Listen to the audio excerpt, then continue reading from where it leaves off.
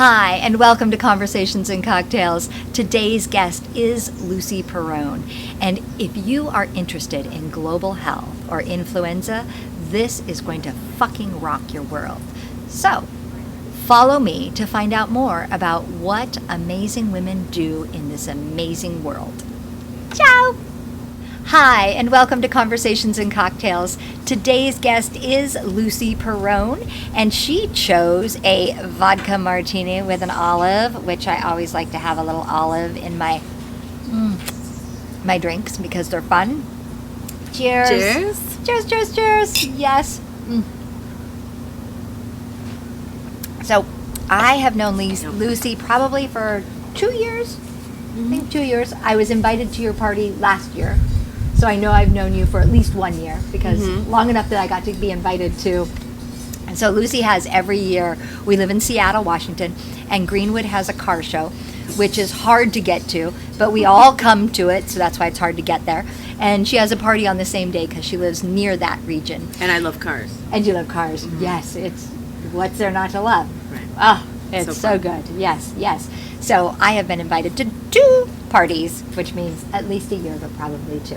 We've known each other. And we hang out in like the same little circle. I met you at the bar on 15th. There was a bunch of us we went to at the TEDx. 4 of us went to TEDx, went to a bar, and you came up and met us. Do you remember that? Yeah, and we were giggling a lot, and it was a lot of fun. Yeah. That was the first time I met you. I was very excited to meet somebody who's so fun and outgoing. So Oliver Twist. Oliver Twist. Oliver Twist, that's it, yeah. That's the name of the bar? Yeah, Yep. on Greenwood. Yeah. Yeah. On Greenwood, yes. So now, as I've got to know you, I have come to learn that you kind of have a pretty important job for me anyway, and for many of us. What is it exactly that you do? What is their title again? So my title is the Director of Global Laboratory System Strengthening, and I work for the University of Washington in the largest center in the Department of Global Health called the International Training and Education Center for Health. So what I do is work with foreign governments to try to strengthen the quality, the accuracy, timeliness, reliability of their laboratory testing services.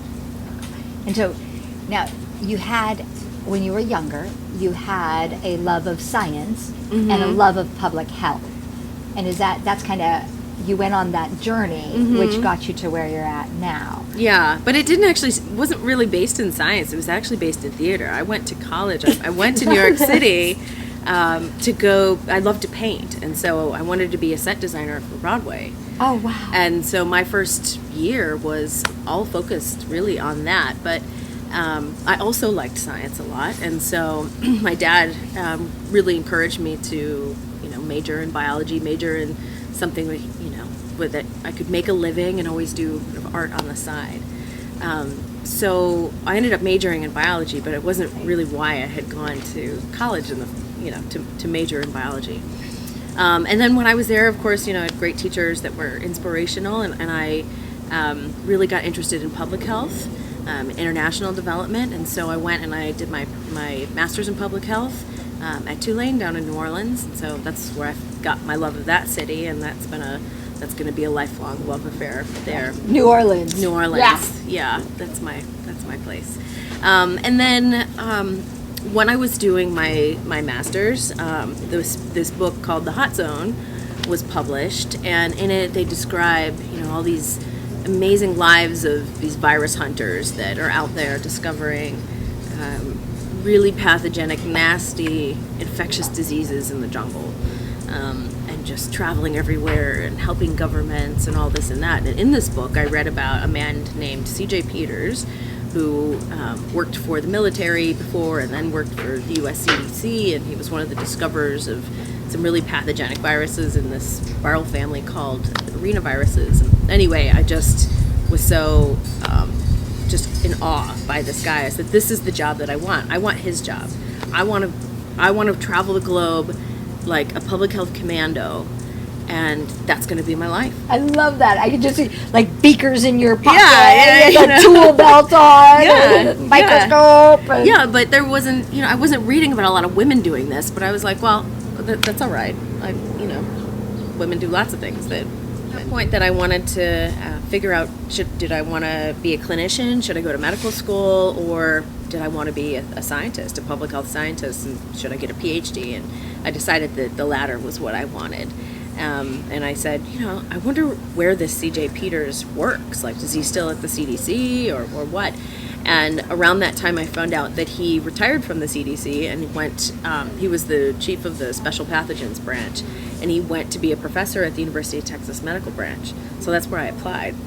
Plus, in addition to him, they had a myriad of these amazing scientists working on some really like deep, interesting discovery questions about mosquito-borne viruses and parasites and you name it. So I started my PhD 2 weeks after. Well, I moved to Texas from New York City 2 weeks prior to 9/11. oh wow! Yeah, so that was kind of a scary time. Friends, I did not. Luckily, no, I did not. But when I lived in New York, I was dating a cop, and so of course, like all the first responder things just kind of come to mind. But anyway, long story short, started my PhD at University of Texas Medical Branch, and then tracked C.J. Peters down and said, I want to do my thesis with you. I want to work with you. Super famous dude. And he's like, well, I'm 65 and I just retired from the CDC and I'm a medical doctor. I've never mentored a graduate student before and I've not worked in labs. So I'll take you, but you're going to have to get some help. And so I said, all right, I'm up to the challenge. So yeah, that was everything he said was absolutely true. I, relied on a lot of help and support from others, but graduated in 5 years since starting. And then while I was doing that, I knew I wanted to get back into public health. And so when I was thinking about a postdoc or what I was going to do next, I said, well, how can I get my foot in the door at the CDC? And so I competed for a national postdoc fellowship with the American Society for Microbiology, and I won. Nice. And when you develop those project proposals, you have to have your potential mentor kind of co-write it with you. And that year, the year prior to me graduating, this man, Terry Tumpy at the CDC, worked with others to basically recreate the 1918 pandemic influenza virus. Wow. They dug up, with permission from, various authorities and such, they dug up bodies from the permafrost in Alaska from an Inuit nation. Wow. And using those tissues, we're able, through molecular biology, we're able to recreate the virus itself and have it replicate in cell culture. And so he had just successfully done that the year prior. And one of the major unsolved mysteries of our last 100 years is, why did that virus kill so many young people? I mean, it killed millions of people around the globe and then just died out. Everybody that had it just either died or you survived, and then, every generation that immune memory is lost. So anyway, he and I created a hypothesis that it was a really hyperactive immune response in the lungs that killed people basically through pneumonia. If your immune system was able to resolve the virus infection successfully, you feel really ill and then you recover. But if that immune response then causes a pneumonia in your lungs, you're going to suffocate. So I started doing a whole bunch of animal experiments in the high containment laboratories, wearing the big, space suits and walking around like this, and for a period germs? of 2 years. That killed a lot of people. Killed 30 million people. And you're playing with that. And I was the second person in the world to hold that virus in 90 years. Wow. So there was a lot of pressure, and it was also unprecedented science. I mean, people in Congress were meeting with people from the CDC and the NIH before these experiments even started to say, do we have the appropriate biosafety precautions? You need to guarantee us this can never get back into the public. It stops at the door of your laboratory. And so there was a lot of advocacy done with our lawmakers, lay people, to convince them that the public was safe with these experiments. And these experiments, the risk was worth taking because we could understand better why so many young people died. And it helps prepare us better for the next big one that will come. Right. So I felt like a lot of weight on my shoulders in handling this. And there was also a caveat that came from Congress in terms of preventing transmission to the public. They said, we're going to require all of your scientists to take this drug called Tamiflu as prophylactic precaution. And so the CDC basically, this is Tamiflu is an antiviral that now you can get it pretty easily. At the time it wasn't really widely available, kind of over the counter, but now it's used to treat influenza infection. So I essentially was like a living clinical experiment where I was on Tamiflu for practically 2 years straight. Holy cow. There was just no breaks at all.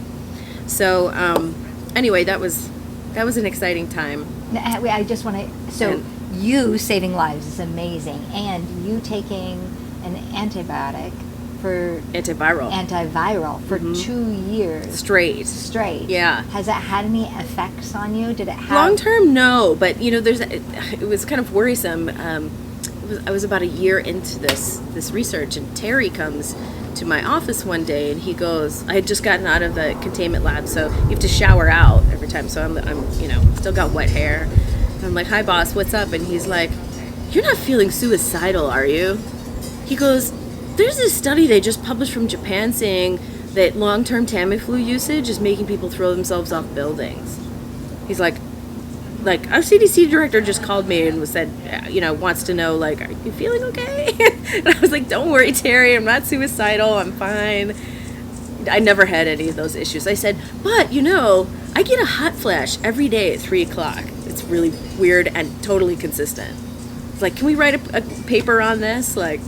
So. And did you? He laughed. He was super stressed. I mean, he was like sweating when your CDC director calls you in your office. He just came like running. Make sure, are you safe? Yeah, and you're not going to kill yourself, right? Are you feeling okay today, Lucy? And this is a super intelligent, but quite like introverted and reserved like me kind of person. And so we're not usually like talking about our feelings. We're talking about science. And just to have him be like, are you feeling okay, Lucy? It was like, I knew something was up at that point. Like, what? Terry, what are you talking about? Feelings? No, I'm fine. Yeah. Fine. What's our project? Sure. Yeah, exactly. What's the next experiment? Who are we saving today? What are we finding out about? Yeah, so anyway, then I was doing all this cool, amazing research, but I just had this feeling in my gut that, I want to be out there in the field. I don't want to just be stuck in this laboratory. We could publish this amazing science and research, and we'll publish a paper in Science, but it's going to go out there into the ether. We never know if someone picks that up and actually uses that information. That translational piece is I just was missing it, and I wasn't feeling fulfilled, and I knew I didn't want that to be my trajectory. So I worked with our leadership in our division, in the influenza division, to basically make a lateral move and get a position as a laboratory advisor, advising our partner countries around the world in building their laboratory capacity to be national influenza reference centers. So ideally, every country would have a laboratory that serves as their kind of national center for influenza surveillance. And the reason why our vaccine changes every year in the northern hemisphere and southern hemisphere is because there's this huge network of sentinel surveillance sites and laboratories that are all sending information about how the genetics of that virus is changing every single week, every single month, and informing each other around the globe to help inform what goes into the vaccines every year. And so in order to do that well, you have to have a laboratory that is capable of, receiving all those samples and doing the appropriate testing and then sending that information up the chain. So I started traveling the world in 2009, 10 years ago now, and advising these laboratories. And what I absolutely loved it. And what I saw was not so much that, when we think about developing countries or resource-limited countries, we tend to think of those resources as being physical things. Oh, they don't have enough physical this. They don't have this diagnostic testing machine. They don't have this and that. But I started to see that really wasn't the case. I mean, there's been a lot of, donors involved in donating things to countries. It wasn't a lack of technology. The resource limitation was workforce. And so I started to get really interested in workforce development. They had laboratory directors, the heads of the labs would have all these resources at their disposal. And, when you're in school, they don't teach you how to write a budget, an annual budget. They don't teach you how to write an annual plan or a staffing plan. All these soft skills, these kind of management skills is not anything that you're taught.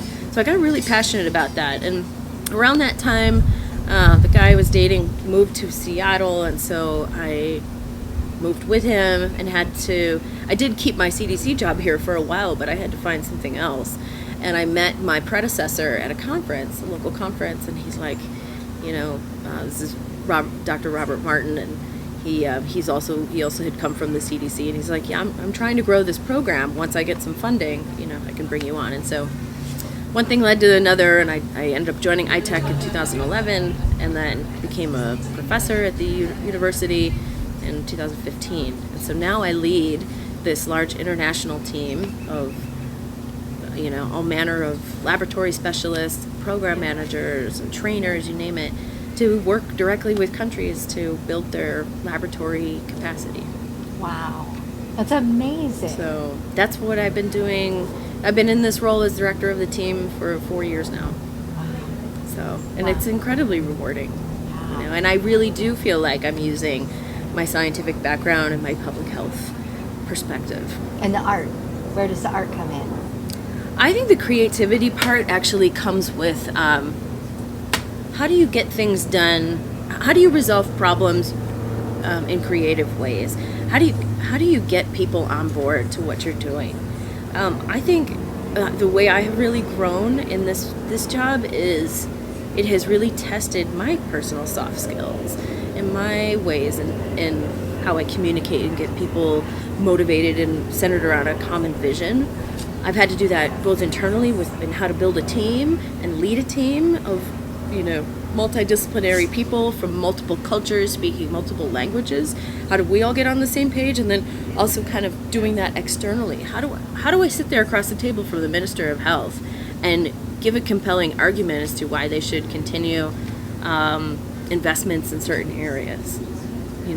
How to muster that and grow that within myself. And I feel like I have, most of my job is diplomacy and communication and not really science, but it's taught me a great deal. And it has spilled over into my personal life too. So. Nice. Growth is good. Growth yeah. is good.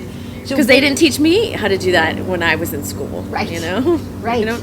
They should teach you business skills. Yeah, I think it's life. I mean, I think that it takes a little bit of life to create those skills, don't you? Yeah. Which then brings me to the next question, which is so along your path, it sounds very nice when you're talking about it, but every path has kind of stumbling blocks and points that you have to overcome. And so I'm curious, what in your path to where you're at now, what are some of those stumbling blocks that you've had to overcome? Well, I don't know. I mean, I think there's, if I really sat and thought about it, I'm sure there are many. Kind of the biggest one that comes to my mind is I've always, in my entire life, always felt like the underdog.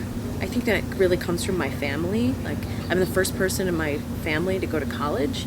And you got a PhD, and then just kept going. Doing global. And so I'm a complete outlier, right? So I'm alone out there, and it was hard when I was growing up, but it kind of hit around high school where, you can tell you're different. So the one person, or the one person that I felt really got me and understood all that was my dad. And, he's the one that I'm calling my freshman year of high school or college rather, saying, I don't know, Dad, I don't, this science, this biology is really hard. He's the one that encouraged me to switch from art to biology and science. And I just remember him kind of coaching me through all this. So he completely got it. So that part was hard. And then the other part of being an underdog too is just, I had to pay my way through college, not just undergrad, but then a master's degree. And luckily for my PhD, I got a stipend, but I still found myself at one point having to take out a small loan. And so when I graduated from all that school at age 29, I found myself in a lot of debt. Luckily not as much as kids are finding themselves these days, but I think I had about 50 grand in debt. And that was a hard thing to kind of overcome. I was so overjoyed the day I paid off my loans. It was like, oh, I'm free now. So there was that. So there's this, and I've carried this, I guess, perception of myself as an underdog through my whole life, and I think that's why I really relate to people who are struggling to maybe get their foot on the rung of the ladder, that next rung. I love working with people. So I mentioned kind of developing those soft skills, leadership and management skills. When I joined iTech, I helped create a certificate program to do exactly that, to teach leadership and management skills to lab directors. And I've had 3 groups go through this program now, and I absolutely love connecting with them because they're, like, most recently this class in Zambia, these are laboratory directors that have been, they've ascended to that position through strong technical skills, but a lot of them are coming from, families that maybe they're the first ones that are educated. They're the first ones really showing initiative, and they're working hard and they're intelligent. And I just want to see them do so well.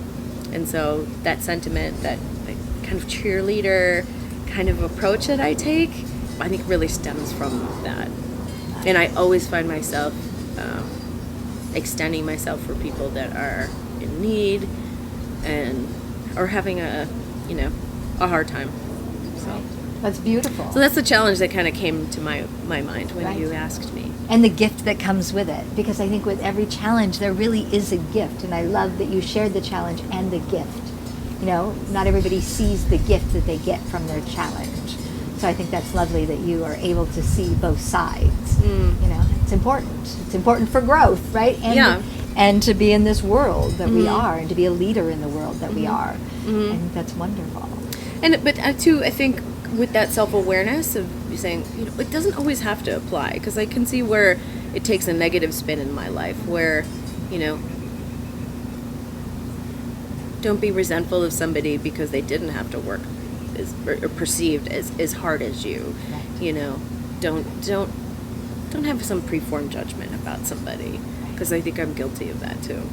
Well, we are humans, and we do judge as humans. I mean, I don't think that you're unique in that, based upon your socioeconomic background, right? That's just, we're judgment-making machines to a certain degree, so that is just kind of part of the human experience. So it's just about being self-aware and then saying, am I doing this right now? Am I actively doing this? Right. Like, just stop. Stop. Just assume nothing. So the one question that I ask every woman that is in your seat is, as a female, and from you alluded to this, your cultural origin, your personal culture of origin, how has that helped you or hurt you to get to where you're at today? Well, I think I mentioned in school, I had some teachers that really made an impression on me. When I made that mental commitment in college to pursue science and biology, almost shortly after that, I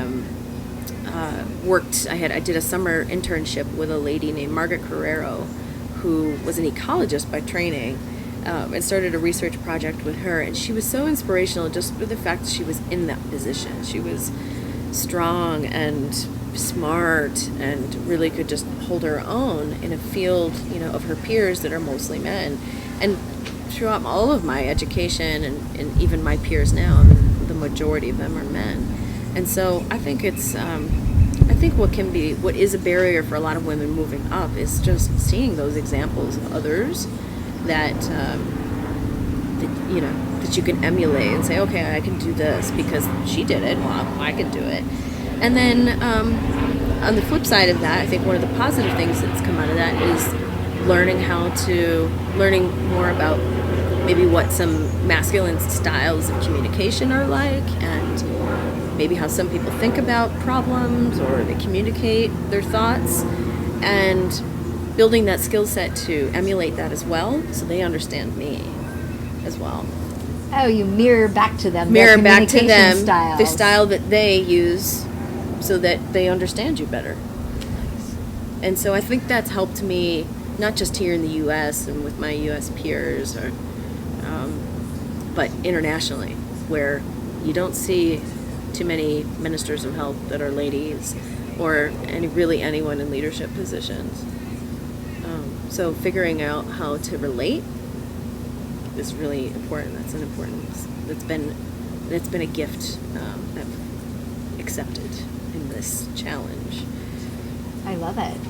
I mean, I love that you're able to take those skills that, it's almost an acting, and reflect back to people, and you've learned through whatever means you've learned that if I talk to them the way they're speaking to me, that they will hear me and understand me, and you're able to do that, assimilate yourself into whatever. It's an active behavior.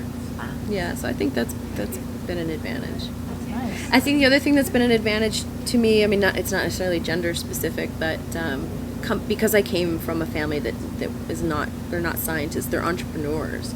All of them started their own businesses and still do to this day. I mean, my dad owned a rock and roll music club for 22 years. I love that. That was my family business, is to have a little bit of that business sense in me, Right. in doing science. It's really, it's been advantageous. That's wonderful. That's wonderful. So now, this is your opportunity to kind of share with our audience, like, what you want them to know? Like, do you want them to contact you or to donate to a certain cause that you love, or University of Washington something, or, is there anything that you want to, just share with us right now? It's really hard to pick one. I think if you want to know more about what is being done in international development, you can go to ITEC, go to itech.org to learn about what we do as an organization. There's so many groups out there working on international health development. It'd be hard to point you in one particular direction. But if you were wanting to support anything I said, or support the next generation, I say just be an advocate for STEM. STEM in schools. Trying to remove those barriers to getting girls into math and science. In particular, what they call the hard sciences, which is a terrible moniker, but physics and chemistry and engineering. Nice. Yeah. I love that. Donate your time, donate your money towards that. That's wonderful. Wonderful. Thank you so much Thanks, for Cindy. taking your time and Thank talking you. to me and having a cocktail with Thanks me. for being interested. Yeah, it was wonderful. I learned so much about you and about public health. Right? I mean, that's kind of cool. Oh, I could talk for hours. So. I'm excited. Well, I look forward to us talking for hours when the camera is turned off. Okay. Cheers. Cheers. Thanks.